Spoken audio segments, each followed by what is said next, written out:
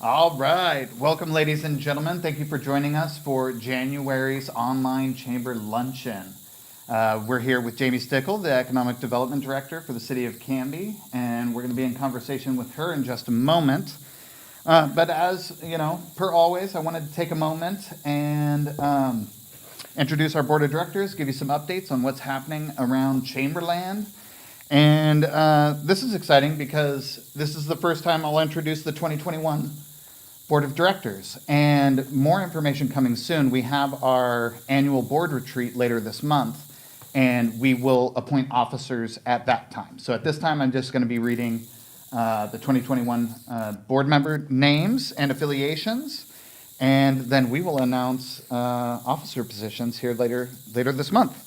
So wanted to give a shout out to Chief Jim Davis from Canby Fire, Tyler Nizer from the Clackamas County Fairgrounds and Event Center, Diane Harbeck from Better Homes and Gardens Realtors, Tina Schimpf from Hope Village, George Martinez from U.S. Bank, Mace Peebler from Wilson Construction, Sue Winner from the Canby School District, Dr. Ashley McFerrin from Canby Eye Care, and Vanessa Zimmerman from Academy Mortgage.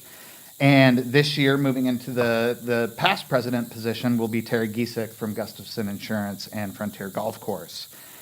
So very excited to start the new year with a new batch of board members who all bring something different to the table. There's so many talents, I think, present in that group of folks that I'm very excited to work with them. Couple of announcements. Buy local posters. We're re-upping the campaign.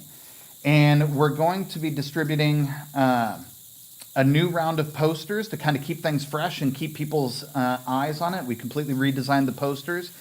And this time, instead of focusing on our retail business like we did in November and December, we're going to be focusing on the hospitality sector. Because January and February tend to be, quiet months for those industries. So we definitely want to make sure that we are keeping people's eyes on those businesses. We'll be out and about distributing the posters, but if you don't hear from us or you just really want to make sure you get your hands on one, feel free to email us or call us at the chamber, and we'll come out and get those to you. Another new thing, fresh, hot off the press, is the new roadmap for the City of Canby. The last time the actual map inside this publication was updated, I believe, was 2015. And so in those 5 years, there's been a lot of developments, a lot of new things going on. So brand new roadmap inside that's way updated compared to the previous publication. And I just want to thank all of our advertisers for advertising in there. And then all of our tourists, we kind of changed the format of the map a little bit. And we made sure to add spots for our tourist attractions within the map to get folks knowing what's happening around town, where to go, how to stay active.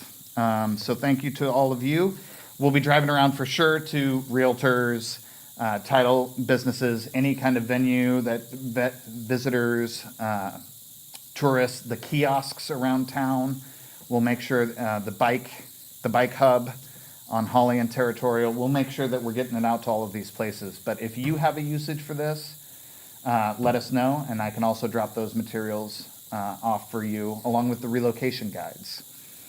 So those are available to you. Oregon's legislative session will begin on January 19th. We've already started gathering our legislative committee members, checking in, setting up the times that we're going to meet. If there is any piece of legislation that you're aware of or passionate about that you would definitely like the chamber to take a look at, feel free to pass that along. Just keep in mind that the rules for the legislative committee is really to only address legislation that affects economics, small business, etc. We don't do social issues, those types of things. But we definitely want to support legislation, common sense legislation that improves our community, that improves conditions for small business, etc. So that group of minds and talents will be gathering here shortly. And so you'll be receiving email updates from us on what's going on in the legislature. Finally, the Chamber's Gala has been retooled. With not knowing what conditions, restrictions will be like, and having a gathering of 220, we felt was pretty ambitious in March. We're moving to an online auction. We have details and themes and other ways to engage in that event coming out here shortly. So the Chamber Social Committee will be reaching out and getting in touch with you, letting you know how you can participate, sponsorship opportunities, etc. So keep an eye out for that. We are hard at work at making an event that's not just an online auction, but has some elements of entertainment and engagement and fun that isn't simply log on and place a bid, but actually gets you involved and maybe raises your company's profile and gives you an opportunity to market to the broader community as well. So that's kind of what we got going on for this month. So I'd like to introduce Jamie Stickel, Economic Development Director for the City of Canby. We invited her in to discuss the city's ongoing efforts within our community. Many of you probably know her. Jamie has a long history with economic development here in Canby, having earlier served as our Main Street manager prior to taking on the directorship.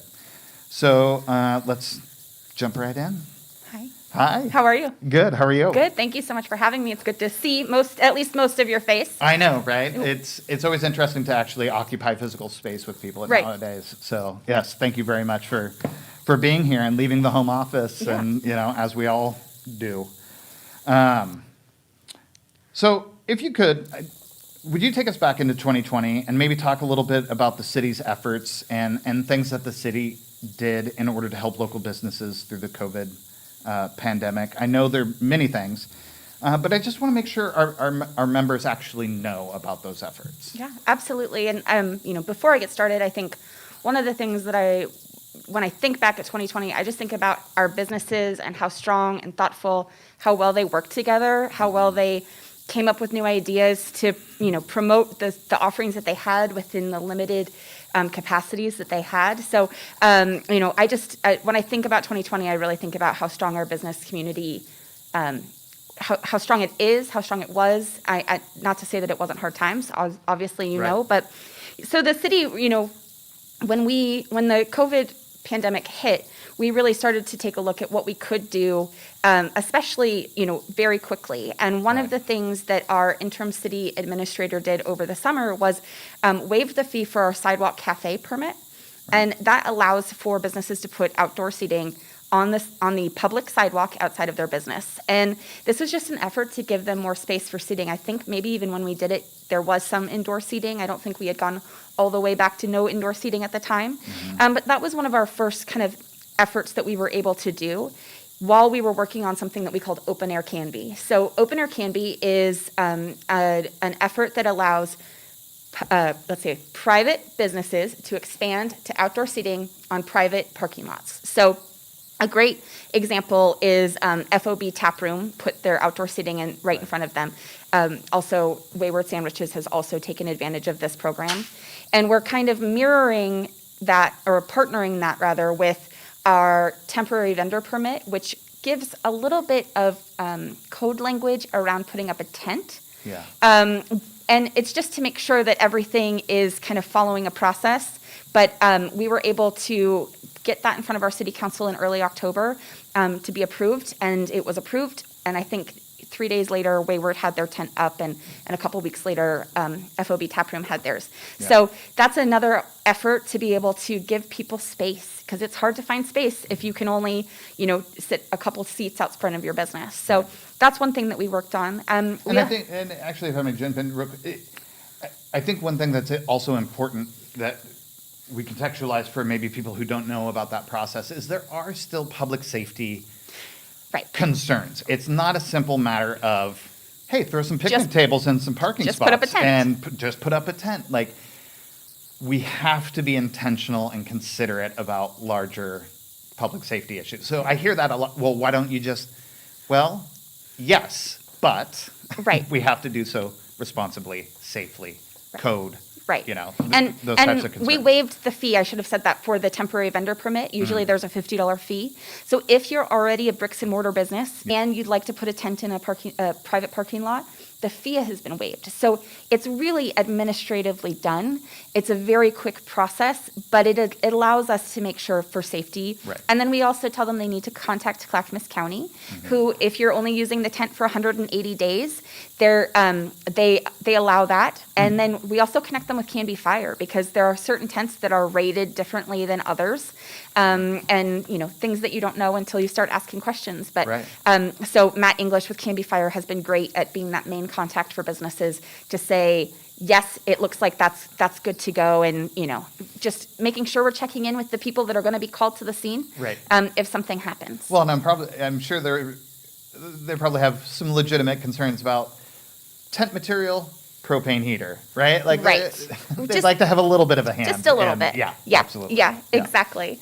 And then, in the spring to summer, we started what we called kind of #LiveLocalCanby, which was reminding people to order online, buy gift cards, shop and pick up at the door, all of those different opportunities that we can really support our businesses. And this was, back, I think we kicked it off in April. So we're supporting our businesses, didn't really know what the pandemic looked like, right. Couldn't go into many of them. And so we did that kind of spring to summer. And then we've really increased our social media. We do a lot of Instagram. Calvin Lesor in my office does the Instagram and Facebook. He's got a weekly e-newsletter. If anybody wants to ever sign up for that, he's the appropriate person to contact, or they can contact me at the city, and I'd be happy to sign them up. And just as a way to help promote, if you're promoting businesses and we're promoting businesses and businesses are promoting themselves and their neighbor, that's how we strengthen the business climate in Canby. And I think we've got lots of different avenues, but any other opportunity to get someone on a list so that they know who to contact and say, hey, we've got this event coming up, whether it's for us or for you, I think it's a great way to support that business climate. Right. And I think, that's a great segue to call out to anybody who's watching, is that the city is always willing to trumpet your message to support your business. The chamber is always willing to do the same. The easiest way to make that happen is not to wait for us to walk in the door to you. If you have something to trumpet, tell us, reach out to us, inform us, let us know. We are more than happy to send the message out. Exactly. And even, watching, I'm sure you come into this watching Facebook, sometimes I don't see things until a couple days later, or I see something and I thought, oh man, it'd be great to attend that. I live in town, worked in town. So I would have loved to attend that if I would have known. Or, I would have loved to promote that had we known. So yeah, and if you can get the information to us, we can help put it out to the greater community. Right. Yeah. Right. And so, if you're looking for that kind of free marketing shout out, social media boost to get to a different audience, the city and the chamber both have that capability and willingness. Absolutely. Yeah. And so one of the things that we did is we worked with the Canby Current for a holiday gift guide, which featured 17 local businesses that had gift sections, and anything from Puddin' River chocolates to Swan Island dahlias to Nature's Pet, where you can buy something for your furry family. Right. So that was a great process. Calvin in my office worked with Tyler Franke, and Tyler really got out to the businesses, took pictures. He did a really nice job. It was beautiful, actually. We're looking at ways that we can do something like that in the future, just because I think that it was a great jump start. But what did we say before we started? About 10 months we've been doing this now. And so looking at ways that we can really extend our outreach, and work with another local, Canby Current is a local business, so work with them and help to get something out there. And then obviously I know Calvin worked just a little bit with you on the buy local or buy local campaign, and I think that's a great partnership between the city and the chamber. And absolutely. And then the last thing is we were able to create small business resiliency grants. And so in the start of the pandemic, we heard from a lot of businesses that were struggling. Right. And some of our neighbors that are bigger cities, Oregon City, Wilsonville, obviously, Portland, were able to put out small business grants before any federal funding had come down, and it just wasn't something that we were able to do. And being someone who I've worked in the city since 2012, I don't just enjoy supporting these businesses because it's my job. I love these businesses. I know that you do too. Right. I love supporting them. I love promoting them. And so it was really hard to not have an avenue to provide grant relief to them directly. And so Tangible exactly. relief besides the marketing and the shout outs and Exactly, that, right? exactly. Yeah, I hear you. So that was one thing that we were able to do as well. Yeah. From my feedback from what I've heard, I mean, really, really well received, and a lot of gratitude towards you and the city. So, about the grant, Jamie and I were talking the other day, and she really just got the chance to kind of tell the story of that grant process. Can you walk me through a little bit of how that day looked for you and other city employees and whatnot? Absolutely. Yeah. So to kind of walk it back a little bit, in very late October, our finance director, Julie Blums, who's great, sat in on a webinar by the League of Oregon Cities, and they were talking about basically using the CARES Act funding before it expired December 30th, which is something we heard a lot about. It expires. Right. But they went into some detail on ways to use those programs, and one of the ways, which we had not quite known about before, was to create grant program for businesses. And then there's also a component for certain nonprofits, and so I'll touch back on that. Yeah. And so Julie went to the city administrator and then came to me, and we kind of all talked about it.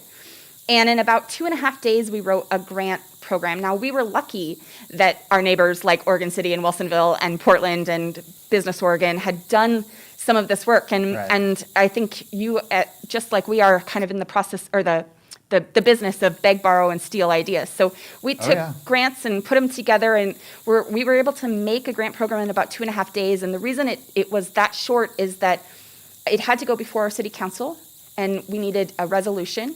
And we have to get the information because of public noticing. It has to be out a certain time. So when you look at the date, we could get it to city council and walk that back a little bit. All of a sudden, we were, we should have got it done yesterday, essentially. Yeah. So Julie Blums and then Susan Duffy, who is our financial analyst at the city, the three of us, basically sat in a conference room and hashed it out and kind of, fought over the details and made sure that we came up with something that followed the rules, because there is some reporting and some guidelines, but then also from the Fed, right? Right, from the feds, but then also made it so that we could reach as many people as possible. Right. So November 4th, we went to the Canby City Council meeting, and our city council, to their credit, they had been asking if there was anything we could do. So finally, when we were able to bring this idea before them and say we can use the money this way, they were thrilled that we were able to do it, because they know these businesses and love these businesses.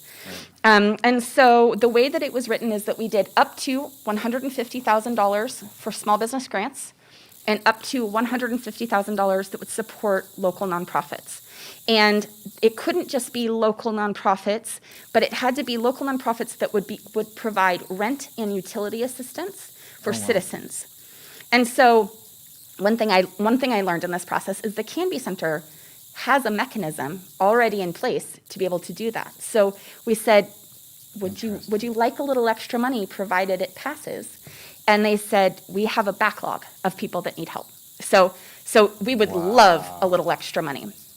And then the other very interesting, it could not support, because of the federal guidelines, food banks, but it could support Meals on Wheels.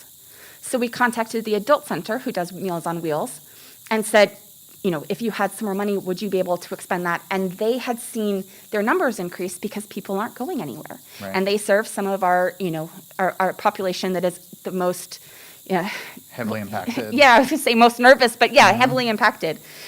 And so we went before City Council with this idea, and some of the requirements for businesses were they had to be within Canby city limits. They had to show a 10% decrease or more. Right. If it was a franchise, that the business owner had to live in Canby. Yep. And so there were some additional guidelines. And the other thing is that we had heard from the Canby Kiwanis, who is gearing up to do their food and toy drive.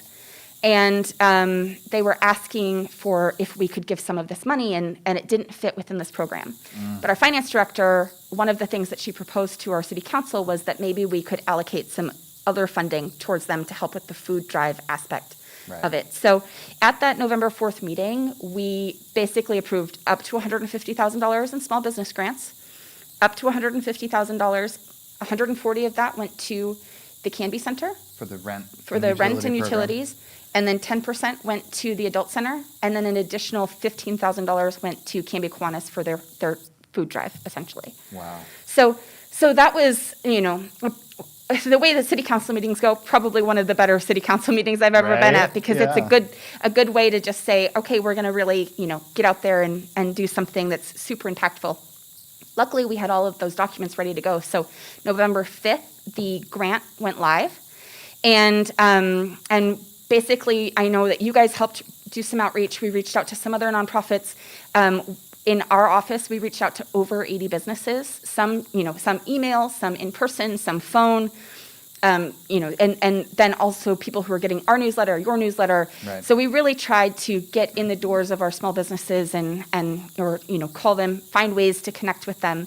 And it was amazing. It was amazing because just in the outreach, people were so grateful. Right. Just in, do you know about this application? And that says a lot for the kind of need that people have and the kind of, impact that this grant was gonna bring. So the grant closed November 30th. And, then we had a couple weeks of reviewing the applications to make sure that they were complete. Some of those, documents, if someone didn't provide a W-9, we took a W-9 to them. So there was some of that follow-up to make sure that we had complete applications. And then we took a look at the number of applications we had received that were complete, that $150,000, and we kind of lined out, there were certain amounts. So if you had between 1 to 5 employees, you could be eligible for up to $2,000. All the way if you had up to 25 employees, up to $10,000. Yeah. And even if everybody got the maximum amounts, we were under what our budget had been allocated. So Scott Archer, our city administrator, said, I think that the best thing to do is to honor the intent of what city council wanted to do, and we're going to double the grants. And if we can't double them all, can we just increase them by a certain amount across the board? And our finance director, luckily for me, she is very good at, putting pen to paper and making sure, Not my skill set. Not my skill set. But she did a great job of making sure that, we were good. And what we were able to do is we were able to double all of those. And so we distributed a little over $123,000 to 20 businesses in our community. And on December 11th, the checks were going through our finance department, and all of a sudden it looked like checks would be done, and it was going to be a Friday. And I said to our finance director, I think we should walk these around. We had been handing, when Ray Keene at the Canby Center came over, we handed him the check and we did it together. And it was such a good moment because, sometimes we have to be in the business of saying no. Certainly our finance, just even to my questions, it's like, no. But to be able to say, hey, I know it's been a rough year, but like we were able to honor your grant and then give a little extra. Oh, we doubled it. And so she said, great. She went and she actually bought us little elf hats. And we walked around. We didn't hit all 20 that day, but we hit most of them. Yeah. And hand-delivered checks. And she was laughing kind of at me because all of these people, rather, I know, and most of them I've known for years. Right. And so some of them I kind of maybe did a little acting, if you will, of just like, well, we received a lot of applications and we had money allocated. Soft let down. And then I said, but we were able to double your ask. And people, I've had a lot of great days in my career because I get to do wonderful work in the community. It was hands down the best day that I've ever had in this job and in my prior jobs as well. Because people cried, people were speechless. Some people cursed, but only in the good way. We had really, really great responses. People that, if you know them, they never stop talking. could not find words other than just thank you. Right. And it was the greatest day. So it was really a wonderful thing to be able to do, and it was great. Our finance director, her job obviously is to be in the office and Right. doing that, and my job is often to be out of the office and when we have chamber luncheons, going to a chamber luncheon, not just here in a studio, but when we actually have them. So Right. so she doesn't know these businesses in the same way, even though she lives in town. But so she got to see a different side of kind of the public service work, and I think it meant a lot to her. I know it meant a lot to me. I think our businesses, that it hopefully was enough to give them a little hope and Yep. and give them a little help, and that as we go into 2021, I'm hopeful that things start to change for the better, and that some of these Yeah. businesses can get back to more normal days. But I understand why we sit 6 feet apart and wear our masks. It's just it was a great day, and it was wonderful to see. Yeah, and I mean, just on the back end of that, I've talked to a couple of the grant recipients, and there was one company that had kind of a failing piece of equipment, an essential piece of equipment to the business. Yeah. That was basically having a hard time with that piece of equipment and was looking at large replacement costs, and just that Yep. gift lightened the load, lightened the burden of knowing that piece of equipment was going to need to be replaced, and there was multiple stories, and I don't want to beat on about it, but it mattered, and the rent assistance and the utility, right? So now you're supporting the local economy, the local businesses, but you're also supporting individual residents with true need, our seniors. Right. I mean, that's a lot of impact. It was amazing. We're very lucky that our city council, was able to act as quickly as they were. Of that money that went to the Canby Center, 85 families. I don't think I said that. 85 No. families, and the money is paid directly to the rental, mortgage, or utility. So it's going right in, like you said, to support the economy. Right. And I know that my friends and my coworkers are like they're used to me closing out any meeting that I go to that says like, go spend money, go buy your favorite sandwich for lunch, do your grocery shopping locally, do Right. Whatever you can, but go do it, because buy local or buy local, Right. So it was a great way to be able to assist in just my preaching to people of please go spend some money. Right. This is why it matters. This is how it matters. Yeah. Yeah. Awesome. Did we cover? I know I switched into the grant story before you had fully covered, but I think we hit the grant to the nonprofits well enough. Were you able to get to all Yep. the points you wanted to address there? Okay. Yes. Perfect. Let's move on. Okay. While COVID has hit many local businesses hard, it doesn't seem to have totally stopped development of properties in the industrial area.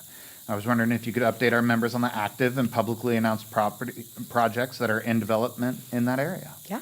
Yeah. Yeah. So one thing, and this is not quite part of the question, but one thing that I'm excited about for 2021, we just got a new planning director who started yesterday. Don Hardy is his name, and he has a very large background. He comes from private industry, but he's worked on lots of different projects, lots of different organizations and companies, and so he started yesterday. And Awesome. Our planning department has done a great job. We had a kind of without a director for a while, and Ryan Potter in our planning department is our senior planner, and he Right. stepped into that interim role, and they've done a really great job. But I'm excited also to have a new planning director, because like you said, the developments are coming, whether Right. they're industrial, commercial, housing. Residential. I mean, it's Multi-unit. exactly, it's happening. And so I think that having another person in that department to help kind of carry that load, Yeah. and help to make sure that we're checking all those boxes, just like Ryan has done before. It's really exciting. So Yeah, I wanted Ryan did a great job, but every time I was on a Zoom with him, I wanted to bring him coffee. I wanted to somehow virtually, because it was a lot. He had to do a lot. Yeah, it is. And essentially he had to do a lot, but then they were down a person. So then Right. everybody everybody had to work a little harder to carry that load. So, my hat's off to the planning department because they're so great at taking a look at the code and making sure that they're asking people to be within, their parameters, but also at the same time, they want to help find ways to make things happen as well. And we're really lucky to have that. And so, provided it's, legal and within the code, they like to make things happen. And so we're really lucky to have them as part of our development services team. Yeah. And so I thought that we would just look back a little bit because, Columbia Distributing was our big development in the industrial park, and that opened in October, 300 jobs. And I know that they're great partners already in our community, but every time I drive past that building and saw the trucks and the cars, it's a really exciting thing because, I know that they worked really hard to get here. Right. And so then underway is, one of the things is AlphaSense, which is a company that creates a pheromone that keeps bugs away, I think is the way to, the easiest way, the most direct way to. Insect repellent. And so they're going to be nearly 45,000 square feet on Sequoia Parkway. They are already underway, as I said.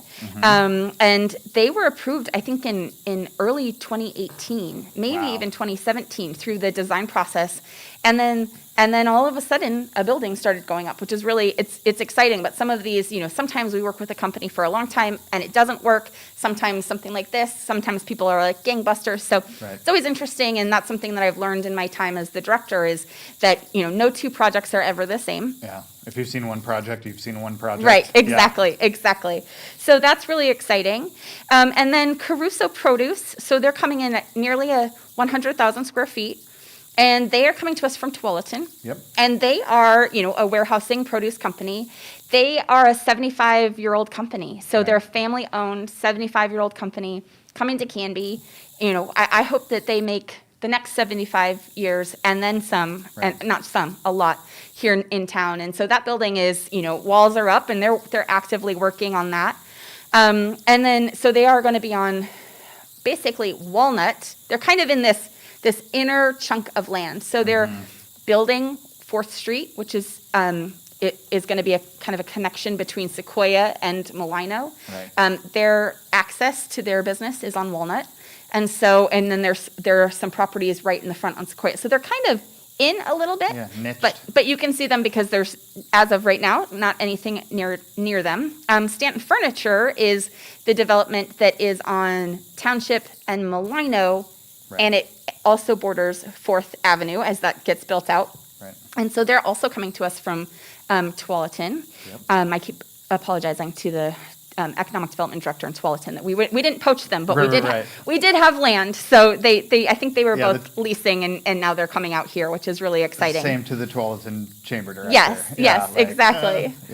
And they're a long-standing company that builds beautiful furniture. So they're approximately 150,000 square feet. Yeah, I was getting my steps in walking Main Street, Oregon City, just to kind of see what that was looking like yesterday, and saw Stanton Furniture and Bush's furnishings there on, and it was a beautiful piece. They have really beautiful furniture. I just, I always like to know as much about the companies and see what I can see on their website. And, their website is largely a sales website or showcases what they have, but the furniture is just beautiful. So it's exciting, that's going to be made here in Canby. Craft. Exactly. And they're bringing, I think, 300 employees as well. Caruso is bringing approximately 75. I believe I'm right on that. And so, a lot of people that are going to need places to eat and places to shop, places to get their gas. So I'm really excited about those developments, and they're developments that I think I've worked with Stanton for about 2.5 years and Caruso for maybe 2 years. So it takes a little bit of time and planning and back and forth, but I'm very excited, and they'll be up and running here in 2021. Nice. At the Planning Commission, I believe on August 10th, Baker Center was approved. So Trammell Crow is the development company that developed Columbia Distributing, and they are nationally known, huge development company. So they brought the idea of Baker Center to the Planning Commission after there's a whole planning process before that. Right. And those are going to be 3 buildings and that will total just under 330 square feet. Nope, 330,000 square feet. There it is. And so it's really exciting, and they're speculative buildings, so they're looking for tenants currently. Right. And I just know, Trammell Crow has been nice to work with. It's nice to look at the Columbia building and say, they do a beautiful job, great work. They're great to work with. So that is something that I'm excited to see, once it kind of has liftoff there. Yeah. And then I know I talked a little bit about housing, but there's approximately 700 lots and houses in the pipeline. And so the pipeline could be anything from planning to approval, construction, sales. But approximately 700, Ryan Potter and I just did a kind of a tally just right before the Christmas holiday. Yeah. And so we were able to kind of tally that and take a look. That number has remained pretty constant over the last, I'd say, 18 months or so. And, the way that it works is that it's approved based on the need in Canby as far as projections go for population. So it's something that I'm really excited about is that, our projections are saying that there's need, that people are still moving here. I think, we've seen already businesses moving kind of out of the Portland metro, people moving out of the Portland metro. Yeah. And, and again, all I think is those people need a place to shop, eat, enjoy. So it's a really exciting thing. And then also there's Trail Crossing Apartments, which is 58 apartments at the Territorial Road. So that's really exciting on the housing front. And, I mean, you can hardly drive through any section of town without seeing some sort of development on, in housing, whether that's new houses for sale or ground being cleared. But it's pretty great to see. I mean, just the fact, it is exciting because new jobs in town, new homes in town, right? For the longest time back in the day, what was it, Live, Work, Play, Canby? Yeah. And these are the developments that actually enable that to happen. Right. That there's living wage jobs in town, that there's affordable housing, like apartments as on up to single family homes in the pipeline. So that's exciting. Well, it is exciting, and I think that, I'm always impressed when, my own friends and family come to Canby, and they are so impressed by what you can do here, what you can eat here, how you can spend your time and your money and your energy. Sometimes they say, you don't even ever have to leave. And it's like, exactly. It's a great community to be in. And like I said earlier, I've been here since 2012, and it's home. It's the longest place I've ever lived in my entire life. Wow. And it's a great place to be. So Me too. Yeah. Me too. Yeah. The last thing is the Transportation Systems Plan, the TSP. So that basically outlines where our new roads will be going in the future. And by having things listed in a TSP, then there is different kinds of funding to be able to put towards projects. And so Awesome. One of the things that we are in the process of doing, so I guess this will kind of keep us I'll start in 2020 and then it will move over to 2021. Because I think you have some questions on that. Yeah. But that it was approved at the Planning Commission December 14th to amend that TSP. And with that amendment, we were able to change an extension road from the industrial park to Highway 99. And we changed it from Auto Road, which was a prior idea. Previous iteration. Consideration, exactly. To Walnut, which is Walnut will come right out. It will be Columbia Distributing Baker Center, and the city actually purchased a property across the street to kind of get the ball rolling, and then there's property owners that the city is in talks with. Right. But so this will be able to get us to work on that connection, which I hear in lots of different areas of my work and play life. Of people who are interested in that, because it helps to move people out of the industrial park. Right.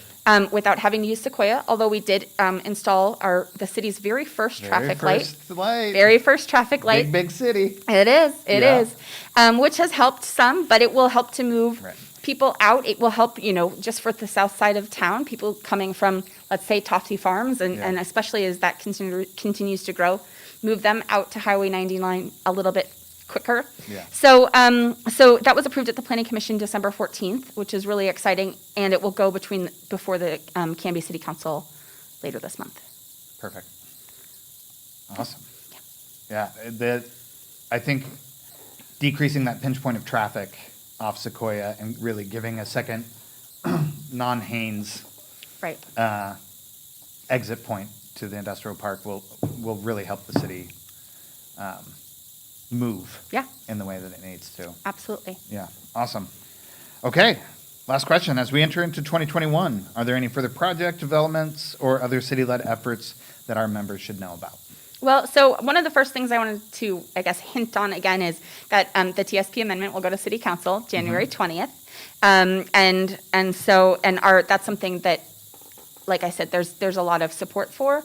And it's just making sure that we're taking all the necessary steps so that we can use appropriate funds to be able to build a road, which is still a couple of years out. Right. We're starting to look at what, not that we know, I wish we had the crystal ball to look into the future. I'm sure that you do too. Yeah. But look at what the events will look like this year. Last year, the city is in charge of a couple things. We do First Thursday, which is really for our small businesses to kind of bring people to our small businesses, bring them to downtown. Right. And those looked very, very different for most of the year. Right. But then we're in charge of the 4th of July, the Big Night Out street dance, which kicks off Canby's big weekend. And we do a Halloween, which usually our fire department friends come out and we kind of do a hybrid city fire tent, and they help hand out candy, and then businesses open up, and usually it's most of the businesses in the downtown that are giving out candy. Yeah, and there's a little trunk or treat. Exactly. And so that looked very different this year, where Right. the city wasn't in charge of anything specific. We just said, if you're going to do something like Shannon Ali with the Scarecrow contest, we'll help to promote it. Sure. And then we also are in charge of the Light Up the Night. And so that looked very different this year. We kind of just turned the lights on, and then, it was a very different thing. We did a whole virtual luckily with the help of CTV5. Yeah. The mayor, we had Greg Perez, who comes back every year and MCs for us, Santa, Mallory Gwynn, and Kamala. Yeah. And Davis. All of a sudden I was blanked on her name. They were the ones that lit up the park. And so it was a really great way to be able to do something. But I know just for myself, I miss having those events. So we're trying to figure out, if things change, what does that look like? Right. And what kind of small planning can we do in anticipation of things changing? Yep. And what can we do? I know the fairgrounds has been amazing at being really thinking outside the box. They're lucky because they have a very specific area, whereas the city is the city. Right. So it's harder to have an area, but they've come up with some creative ways to get people, in there and utilize their space and give people something to look forward to, which is wonderful. Yep. So we're starting to look at that. And then one of the things I thought it would be important to talk about, because I know that you have a lot of businesses that watch, but the city has a facade improvement program. Yes. That is for businesses within the urban renewal district, which is not necessarily just downtown. It's Highway 99. Yep. And then a little extra, which if anybody was ever wondering if their business is located within the urban renewal district, they could contact me. Perfect. And I'd be happy to, it would be a very quick lookup. And so we have the facade improvement program, and we've seen a lot of extra interest in, I'd say, the last 18 months or so. Yeah. And so we have maybe two, but at least Caldera International, which is there right Parsons downtown, building. the old Parsons building. They'll be coming through and in front of our urban renewal agency on January 20th. So Awesome. We're really excited about that, and the potential for what they're going to do, potential for others. So if anybody has any interest in the program, they can contact myself. Calvin in our department is the main contact, but if you can only remember my name because it's up on the screen, Right. I'm happy to put you in touch with him. And just for further kind of edification on that is a matching funds grant. Oh, yes. Sorry. Yes. Yeah, Thank so you. that's just, I think it's not Right. It's up dual to, contribution. Right. It's up to $25,000. Right. And it's a one-to-one match. So if you have a project that is going to be $100 in paint, you would spend 50, we would spend 50 only after it's approved by our urban renewal agency. We can't go back and pay for something that's already been done. Right. But once it was approved, but it's up to 25,000. So sometimes we have someone who comes in and they want to do a huge facelift, and it's for work that can be seen from the street. And, from the street, very, kind of passes the straight face test. Not like, if I stand on my car and look, I can see, but really, right from the street. Great example is what is now Fairway Independent Mortgage, Bikes and More, and Canby Trophies. Mm-hmm. Yes. That was a facade improvement, and the buildings look great. Yeah. Exactly. And really were quite a substantial remodel. Yeah, and we've had, like I said, we've had some people that an awning broke in a windstorm, and we would repair that. And so, if anybody has any interest, we're happy to at least have the conversation and kind of sort through what that looks like. And if it's within the urban renewal district, if it's approved, if it's eligible project, that we're happy and ready to go. So awesome. I thought it was a good thing to bring up, and it was top of mind because I know we have at least one going before our urban renewal agency. Mm-hmm. Underway is the Malala Forest Road master planning project, which Calvin Lesur in my office, he worked with the Bike and Ped Committee. He's the staff liaison. And they received a grant for $35,000 to bring in a consultant to help for planning for city-owned property that will help to extend, even long before I was here, maybe for the last 20 years or more, there have been plans to do something with what they call the Emerald Necklace, which would connect Canby and Malala. Mm-hmm. And so this is just to look at what it would take to kind of, increase that area. So that process is underway. They're doing some outreach and looking for some public input. So it's a great project. It's a really interesting project, and that is one of our bigger things that is underway. We are starting a business retention and expansion program. So I received a grant from the Ford Family Foundation to bring on Mary Bosch with Market Tech. And so Mary has worked in the City of Canby several times over the years. She helped do a retail market analysis in 2012. She actually helped with the county's business retention and expansion program. And so it's just what it is a formalized outreach program, just kind of, we're still relatively new in my department. I've been in my role, I've been with the city since 2012. Some people probably, kind of forget that I even wasn't born and raised here. Right. But that I've been in my current role since 2018, August of 2018. So it just feels like, especially with, what has happened with the pandemic, with the fires, that stress on small businesses, that it felt really like a natural time to kind of formalize an outreach program. And so it's called Business Retention and Expansion. And I've known about it, and then I took a course on it through the International Economic Development Council over the summer. Nice. And then I knew that Mary had done some work. So she'll be coming on. We're kind of kicking off this month, and she'll help with that, which is great, though. She knows a lot of our businesses because she's worked here a couple of different times. Yeah. And then, as you've mentioned in the previous question, our development has continued. Our partners at Business Oregon and Greater Portland Inc., who helped to funnel proposals or requests for proposals, rather, to us, basically have said that it has continued. It might have stopped a little bit, stalled a little bit. It looks different, right? Yeah. Because the nature of business looks different. We were talking about home offices earlier. So the nature looks different, but there is a new project that is starting through the planning process. It's being called Canby South, and it is a speculative development at this time. So it's the developers, Trammell Crow, who also did Columbia Distributing, and then Baker Center. Mm-hmm. They are proposing a project for the Wygant site. So Wygant would be across the street from American Steel, and it would border basically Sequoia Township, Malino. Yep.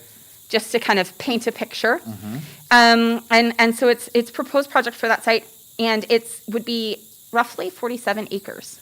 So substantial. Yes, and at this time, basically they're trying to walk through the process so that they know, what the partners, whether that's the city, the county, the utilities, what is expected, what is deemed necessary, have to put in pipes, you have to fix roads, you have to put in landscaping. I mean, Right. the little things that we don't think about when we drive by a new development, but then, someone had to say, make sure you do this. Right. So they have started that process, and they're using a rendering for what would be a 683,000 square foot building with the possibility to expand another 100,000 square feet.